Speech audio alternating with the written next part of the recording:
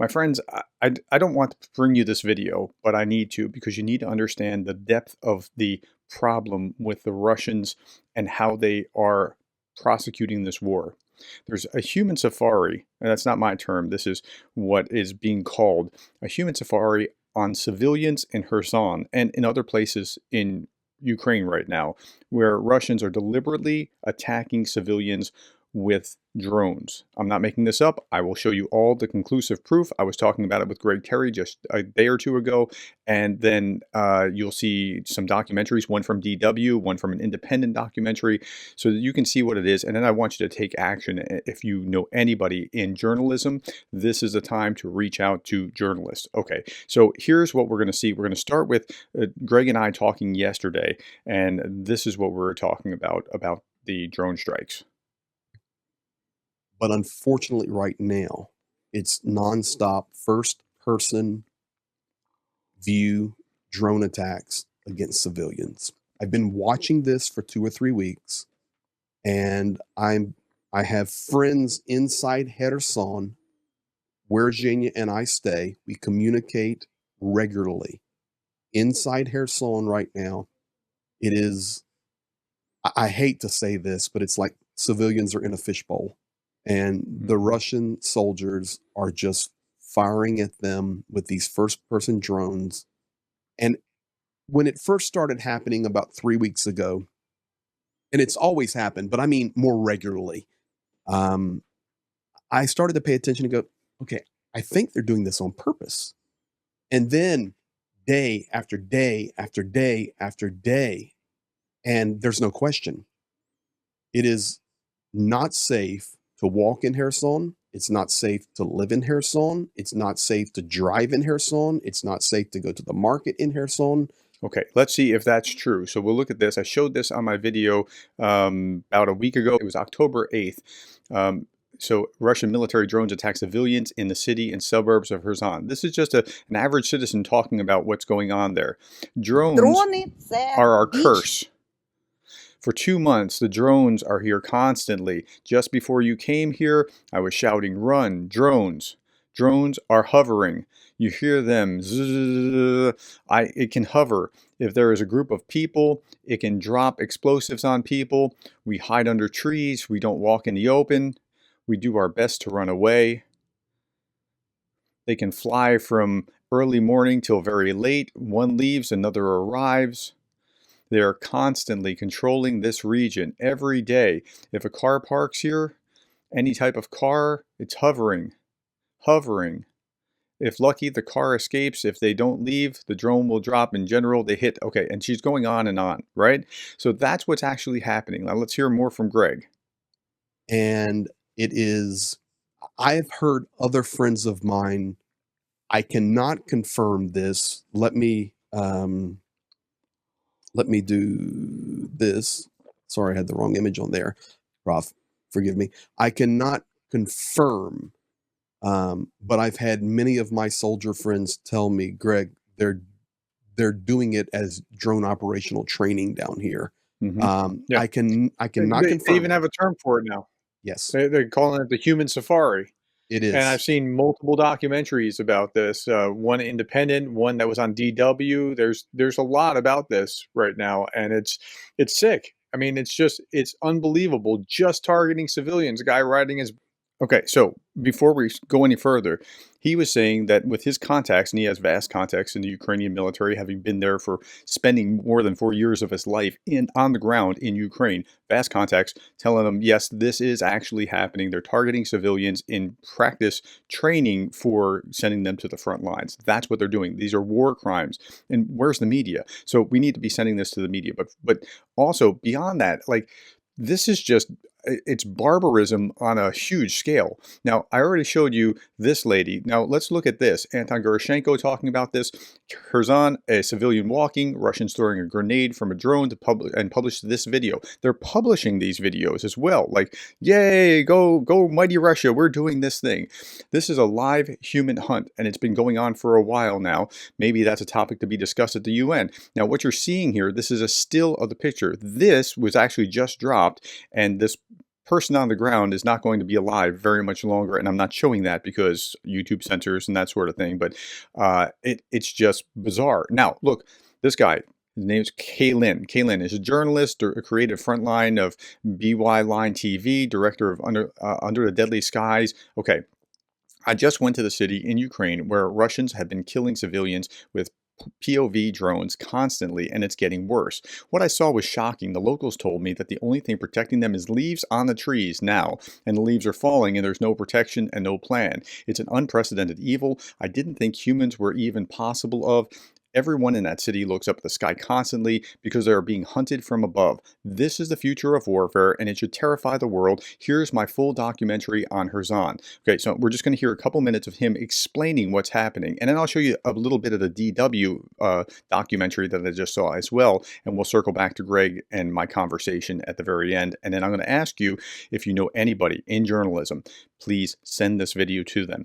If you don't know anybody in journalism, repost or share this as widely as you can so that somebody can see it and do it. But here's him talking right now that is being hit with drones. They call it the human safari, hunting hundreds of civilians here every single day, and it's the future of warfare. There's a place where science fiction meets Mad Max. Okay, so I'm going to have to edit a little bit here, so I'm not going to show you him being hit, but In a city called Kherson. They can blow a hole in your window and send another drone right inside. just imagine that. Just imagine if that's what was going on in your city right now. Okay, let's go on to the next one. This is a DW documentary. You can look this up on YouTube. How Russia drones target civilians in a small Ukrainian city. It's a DW documentary, and let's look at just a little bit about this. Thousands of FPVs operating in the skies of Ukraine at any given time. In this war, Ukraine initially took the lead in drone warfare, but Russia quickly caught up. This Russian volunteer And what Ukraine did with the drones was attack Russian troops. What Russia's doing with the drones is attacking not just Ukrainian troops, which they are doing. I mean, that is part of what they're doing, but they're also targeting civilians, which is a war crime. group proudly posts on Telegram how they manufacture drones and train FPV operators. According to experts, on average, these drones can fly up to 15 kilometers before running out of battery or losing signal. That means they have a reach of about 7.5 kilometers if they drop an explosive and civilian casualties. We then looked at the opposite bank of the river to narrow down the area where these attacks originated, measuring the maximum distance it would take a drone with explosives to hit a target in Berislav and return to its operator. Most seem to come from this area, where Russians have been located since the beginning of the war.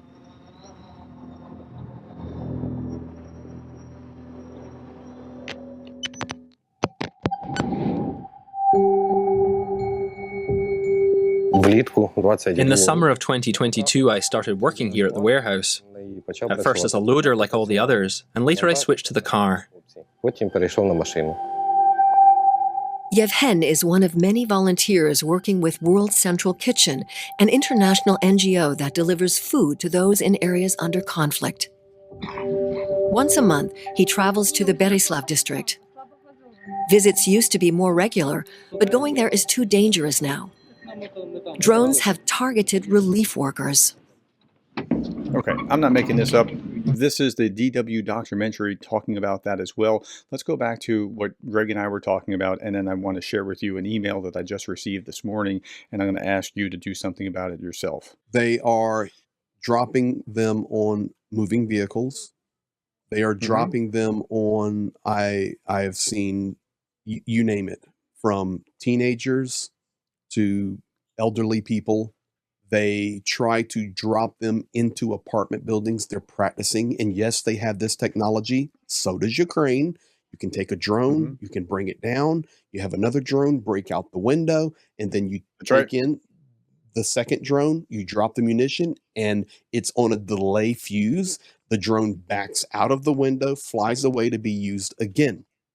They're practicing that. So there's, I can't confirm it, but I think there's enough proof there, and Prof giving his proof and And we don't deal with conspiracy theories. What I just showed you were other reputable sources, including DW, which is a German news source, another independent documentary, Anton Gurushenko, and others that are showing exactly the same kind of thing. Okay, a little bit more. Documentaries he's seen. This is what's happening. So for me, to be quite honest, Professor Gerdes, and you know how much time we work in Harrison. We know that city very well. My personal opinion, and I'm not a military strategist, I just run the front lines. I think Harrison needs to be evacuated completely. Completely. It's too dangerous. I'm no military strategist either. That's not my forte, but this is just, I can't understand where there's not the outrage that there should be from the rest of the world, that this is clearly war crimes against civilians. Like, it's outrageous, but when the Russians do something that's outrageous and the world yawns, it just perpetuates it. They do more of it. So that's where we are. I would ask you a question in regard to that. Would it be that it's not on mainstream media? Oh, Does yeah. that I mean, have any effect? what is it? 3 dozen YouTubers that are really covering this beyond the papers and what's on Twitter? I mean, that's where you're going to find this. I think that's a very fair number. I mean, but how do you get it beyond? I can only give you the example for my mother-in-law. Okay. You guys, if you're on my channel, you know, my mother-in-law's early stages of dementia. My wife and I are having to take care of her, and we're in that phase of life.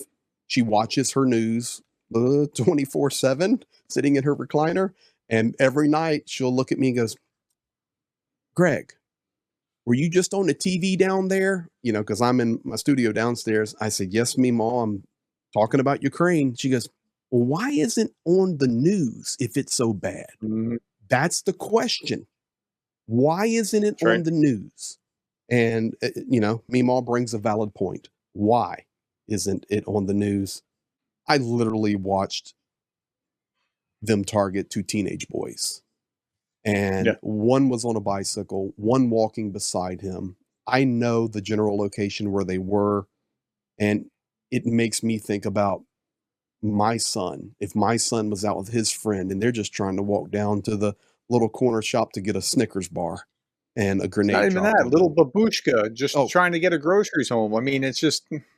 I can tell you right now. Anybody in media that's watching this, and you know somebody in media, tell them there is a crazy story about Herzan right now. Like, what's going on? Look up the term human safari and just focus on that. DW just did an amazing job with a short little documentary about it. Just pass that along, because this needs to be heard.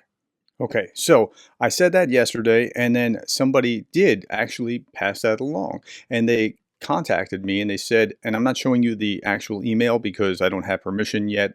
This was just happened. Said, "Hello, you and your fellow co-host on a video tonight were talking about how Russians are sharpshooting citizens in the streets with drones, and no world news departments are talking about it. Well, that's likely because they haven't been made aware of it. I wrote and complained about a certain lack of news coverage regarding Ukraine to the BBC News Department. Believe it or not, they did follow up. It took 2 tries. With the first try, I didn't ask for a response. With the second complaint, the same one, I asked for a response, and the news department did take action. So if you're listening to this, please, if you have any contacts to news outlets anywhere, send them this video, send them other videos, the other documentaries, but let them know what's going on so that they can cover this, because this is like clearly war crime. There's no question about that. So both of you need to separately need to complain directly to the BBC and other news departments, maybe Washington, D.C. newspapers. Recruit as many intelligent people you know about the Ukraine-related topics. You assume that they know everything about Ukraine that you know. They don't. Please, please be more active in complaining and informing all news sources. And this is signed by a former news journalist who very much enjoys your videos. Well, that's what he said at the very end. And so now here's the thing. If you can do this, if you can spread this, point them back to Greg or myself or whatever YouTubers, we can explain these kinds of things, but please share, spread, send this right to journalists, anything that you can do will help spread this, because this has to stop. This is, I mean, and if it doesn't stop, what's the next step? If they're going to do this, what are they going to continue to do? That's even worse. All right, my friends, that's all that I have. Thank you for putting up with this so long. I'm so sorry to have to even bring this forward, but this is where we are in the war in Ukraine. Thank you for the likes and the shares and the subscribes, and for writing and contacting people that can be made aware of what's going on. And thank you for being the kind of person that cares about Ukraine.